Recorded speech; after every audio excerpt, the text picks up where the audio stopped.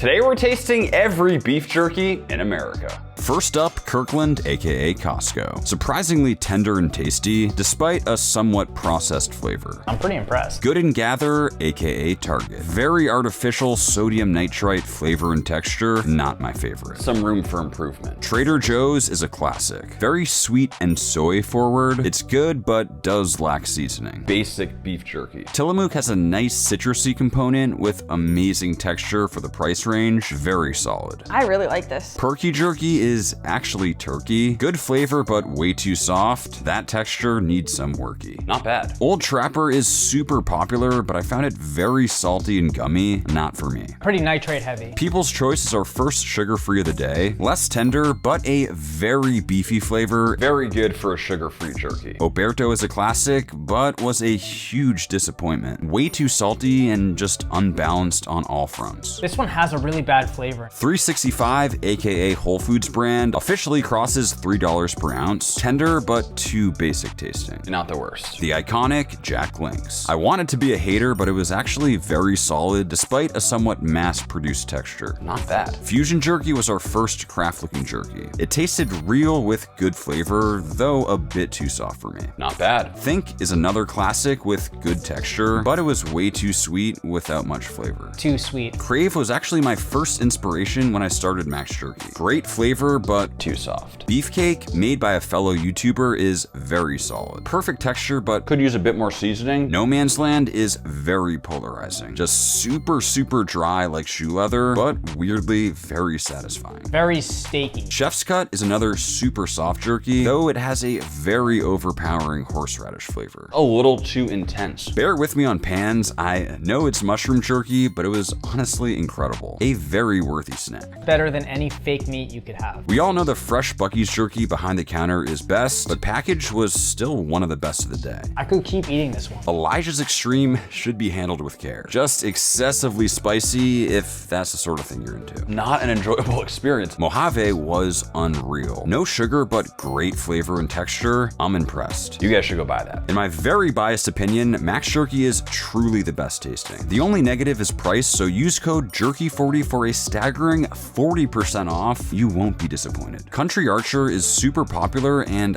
I don't know why. Honestly, worst flavor of the day. It just tastes fake. Carnivore Snacks is just meat and salt, and it's pretty cool that it's a ribeye. Good if you like pure beef. I kind of like it. This Carne Seca Fuego jerky is wild. Nearly overpowering flavor. A must try if you like Takis. So much flavor. Yays are over $10 an ounce, but I have to say they're phenomenal. Best chip-like jerky I've ever tasted. Crazy good.